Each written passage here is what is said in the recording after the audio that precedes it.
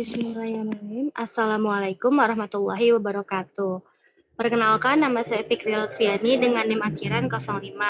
Di sini saya akan mempresentasikan hasil dari artikel yang telah saya buat dengan judul Mengenal Lebih Dekat Rahasia Fisika Inti, Menyingkap Keajaiban Sinar Alfa dan Jenis-jenisnya. Apa itu sinar alfa? Sinar alfa adalah partikel bermuatan positif yang terdiri dari dua buah proton dan dua buah neutron, sehingga identik dengan inti atom helium. Sinar alfa dihasilkan melalui proses peluruhan radioaktif dari unsur-unsur berat seperti uranium, radium, dan polonium. Proses ini terjadi ketika inti atom tidak stabil berusaha mencapai kestabilan dengan memancarkan partikel alfa.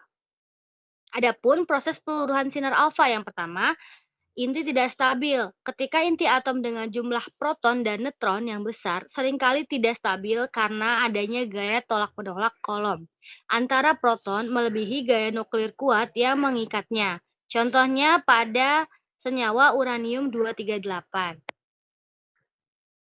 Yang kedua, emisi partikel alfa, di mana inti memancarkan partikel alfa, yaitu nukleus helium atau 42He, untuk mengurangi energi internalnya. Kemudian peluruhan ini menyebabkan pengurangan, yaitu nomor atom sebanyak 2 karena akan kehilangan 2 buah proton, dan nomor massa sebanyak 4 karena akan kehilangan 2 buah proton dan 2 buah neutron.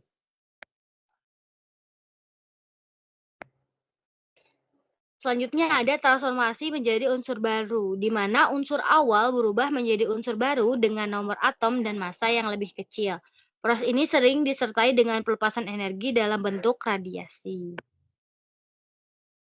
Adapun reaksi umum peluruhan alfa, di sini ada inti induk yang disimbolkan sebagai XAZ dengan A nomor massa dan Z nomor atom, di mana inti hasil peluruhan yaitu Y, AZ, di mana A nomor massanya akan berkurang 4 dan nomor atomnya akan berkurang 2, ditambah 42He. Dia diibaratkan sebagai peluruhan alfanya atau helium. Nah, di sini ada contoh pada peluruhan uranium 238, di mana sebelumnya uranium 238, U238 dengan nomor massa 238 dan nomor atom 92 akan meluruh menjadi thorium 234 dengan nomor atom 90. Kemudian ditambah He42, ini sebagai peluruhan alfanya. Energi yang dilepaskan atau Ki dalam peluruhan ini dapat dihitung menggunakan hubungan di mana Ki sama dengan M induk dikurang M hasil dikurang M hasil peluruhan alfa dikali C kuadrat, di mana M adalah massa partikel dan C adalah kecepatan cahaya.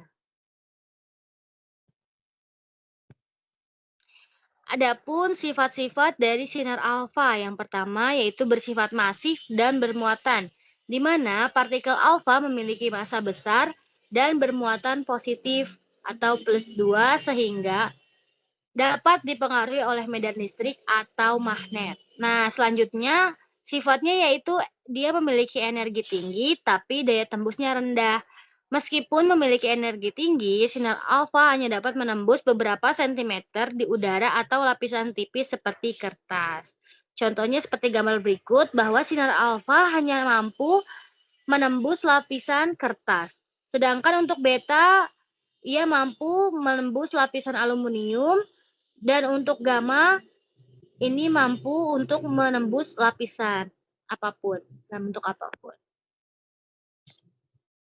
Selanjutnya ada jenis-jenis dari sinar alfa. Yang pertama ada sinar alfa alami, di mana sinar ini dihasilkan oleh unsur radioaktif alami seperti uranium, radium, dan polonium yang ditemukan di kerak bumi.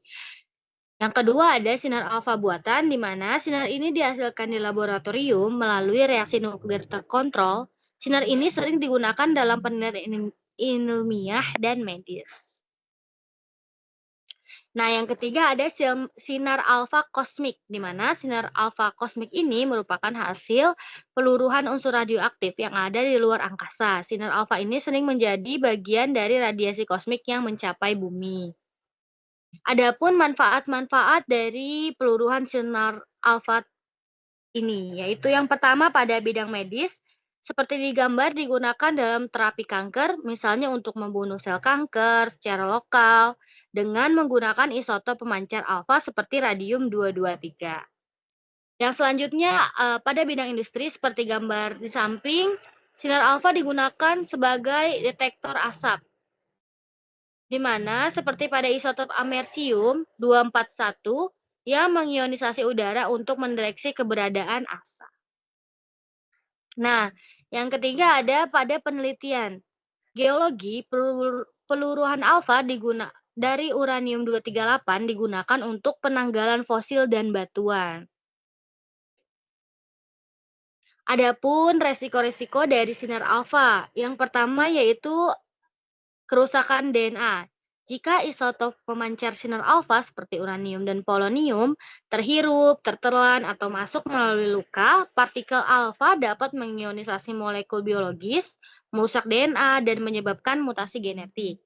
Selanjutnya, sinar alfa yang memiliki daya ionisasi tinggi sehingga dapat berpotensi merusak jaringan tubuh secara lokal di area tempat isotop terakumulasi, di mana kerusakan ini seringkali tidak dapat diperbaiki, terutama terjadi di organ vital. Nah, yang terakhir, untuk resiko sinar alfa yaitu pelepasan isotop pemancar alfa ke lingkungan, seperti gambar di samping, dalam bencana nuklir atau pembuangan limbah radioaktif yang tidak aman dapat mencemari tanah, air, dan udara, dan dapat berisiko memasuki rantai makanan manusia maupun hewan. Selanjutnya ada fenomena tunneling kuantum, di mana partikel alfa dapat menembus penghalang potensial yang seharusnya tidak bisa dilewati, berdasarkan hukum klasik. Dalam fisika kuantum, fenomena ini disebut sebagai tunneling kuantum. Apa sih itu tunneling kuantum? Dalam mekanika kuantum, partikel seperti partikel alfa umumnya memiliki sifat gelombang probabilitas. Artinya, partikel alfa memiliki kemungkinan menembus penghalang potensial tanpa perlu melompatinya.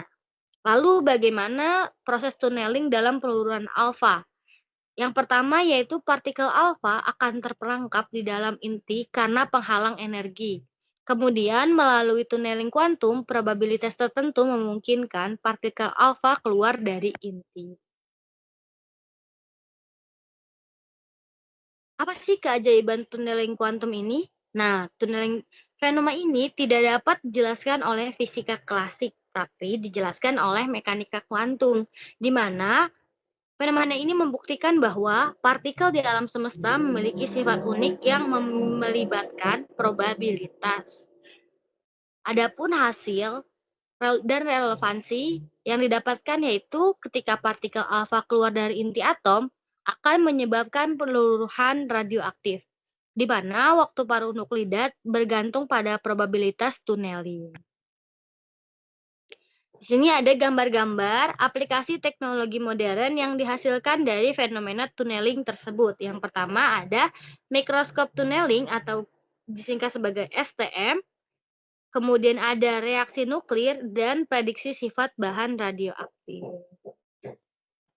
Sekian presentasi dari saya, kurang lebihnya mohon maaf. Wassalamualaikum warahmatullahi wabarakatuh.